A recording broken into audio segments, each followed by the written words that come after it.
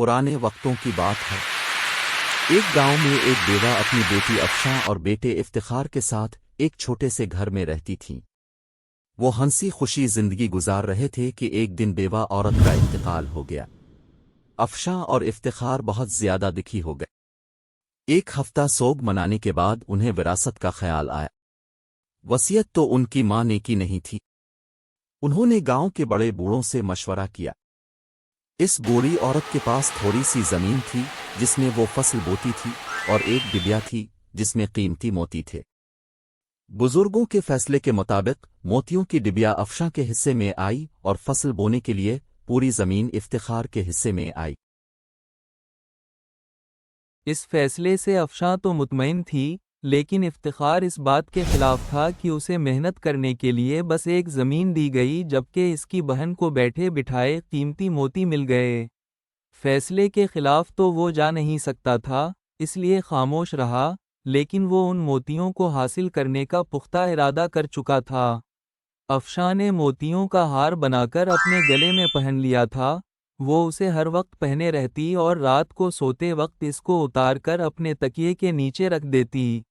ایک رات جب افشاں اپنے کمرے میں سو رہی تھی، افتخار دبے قدموں اس کے کمرے میں داخل ہوا اور موقع دیکھ کر تکیے کے نیچے سے وہ ہار اٹھایا اور گاؤں سے دور جا کر جنگل میں ایک درخت کے نیچے مٹی میں دبا دیا، تاکہ کچھ دنوں بعد جب یہ معاملہ تھم جائے گا تو وہ اسے نکال کر بیچ گا۔ اگلی صبح جب افشاں اٹھی تو ہار کو نہ پا کر بہت پریشان ہوئی۔ اس نے اسے ہر جگہ ڈھونڈا لیکن بار نہیں ملا۔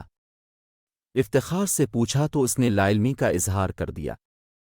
اب تو وہ اور بھی پریشان اور فکر مند ہو گئی۔ اس نے گاؤں میں اعلان کروایا کہ جو شخص اسے اس کا ہار لا کر دے گا وہ اس سے شادی کرے گی۔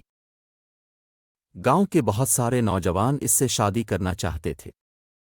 اس ملک کا شہزادہ ارسلان ان دنوں بھیس بدل کر رعایا کا حال دیکھنے اس گاؤں میں آیا تھا۔ وہ شہزادہ بہت ایماندار اور عقل مند تھا۔ اسے افشاں کا ہار گم ہونے کا پتہ چلا۔ ایک آدمی سے سارا ماجرا پوچھ لیا۔ اب اس کا پہلا شک افتخار پر گیا، کیونکہ وہ بہت پرسکون تھا، جبکہ اس کی بہن کا اتنا قیمتی ہار گم تھا۔ پریشان تو اسے بھی ہونا چاہیے تھا۔ شہزادے نے افشاں کی مدد کا فیصلہ کیا، اس لیے وہ واپس محل نہیں گیا، گاؤں میں ہی رک گیا۔ رات کو افتخار اس ہار کو نکالنے کے لیے جنگل کی طرف جانے لگا۔ شہزادے نے اس کا تعاقب کیا۔ جیسے ہی افتخار نے زمین میں سے ہار نکالا، شہزادے نے اسے پکڑ لیا اور اسے افشاں کے پاس لے گیا۔ شہزادے نے اس کو سارا واقعہ بتایا کہ وہ اس ملک کا شہزادہ ہے۔ وہ افتخار کو سزا دینا چاہتا تھا، لیکن افشاں نے منع کر دیا۔ شہزادہ افشاں کی اس رحم دلی سے بہت متاثر ہوا۔ اپنی بہن کا یہ حسن سلوک دیکھ کر افتخار نے شرمندہ ہو کر بہن سے معافی مانگ لی۔ افشاں نے اسے معاف کر دیا۔